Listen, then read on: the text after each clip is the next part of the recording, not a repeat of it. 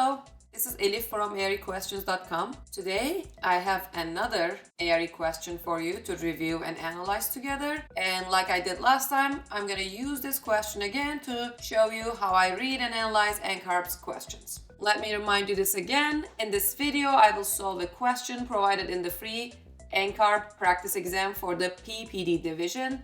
I'm sharing this content solely for educational purposes. This question is NCARB's intellectual property and I'm not claiming ownership of it. I highly encourage you to explore NCARB's free practice exams. So let's dive in and solve this question together. An architect is designing a mixed-use building on a sloped site. The building will have a cast-in-place concrete parking garage on the ground floor and residential units above. During the schematic design phase, the client decides to add a level of parking below grade to the garage.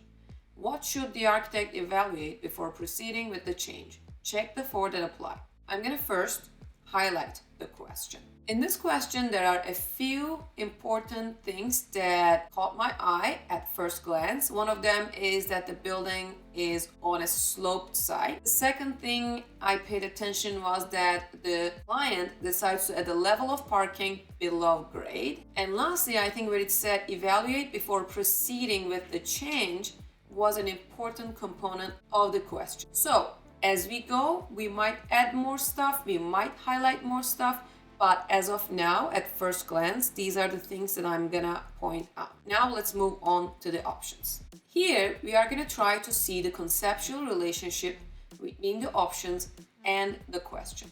So we are gonna connect the dots, in a sense, to figure out these relationships. This will bring out a group of options that are much closer to the question.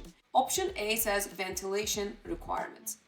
When I go back to the highlighted part of the question, it says there's a new level added below grade. So anytime you add a new level, obviously you need to reassess your mechanical needs, but this level being below grade makes ventilation much more important because obviously this is gonna be buried under the ground and you need to provide fresh air because it's going to be occupied by users. You cannot ignore that fact. So option A, ventilation requirements, make a lot of sense to be one of the things that you need to evaluate before proceeding with this change. If your system or your building is not already occupied to provide enough ventilation, of course you need to address this issue with your engineers and other parties that are part of the project. Option B says cost of excavation. Again, I'm going to go back to below grade portion of the question because below grade means we need to excavate and go underground, right? So cost of excavation is something obviously the architect should evaluate before proceeding because if it is above the budget, the architect should let the client know about that. So that's why when it said the word excavation, my brain immediately connected that to the word below grade. Option C talks about facade budget. Budget is important. You need to always double check if you are in the budget or not. But since this is an underground construction, it is not going to impact the facade of the building as far as we can tell from the question. So you might assume that there is going to be a facade change and the budget of the facade should be considered again. But in the question, there is nothing indicating that. If the question does not mention anything specifically, you should not bring that information into the scenario. That's your background that you should try to keep out of the question as much as you can and stick to the scenario. And let's look at option D. Option D says prevailing wind direction. So obviously prevailing wind direction is important and should be part of the discussion during the design phase. But here we are talking about a change. This building is already designed, it's already located. It already hopefully took prevailing wind direction into consideration. So this underground change or below grade change should not impact this decision because first it's below grade, so the wind direction is not going to impact the basement level. Secondly, we are adding a new floor to an existing building and this floor is underground.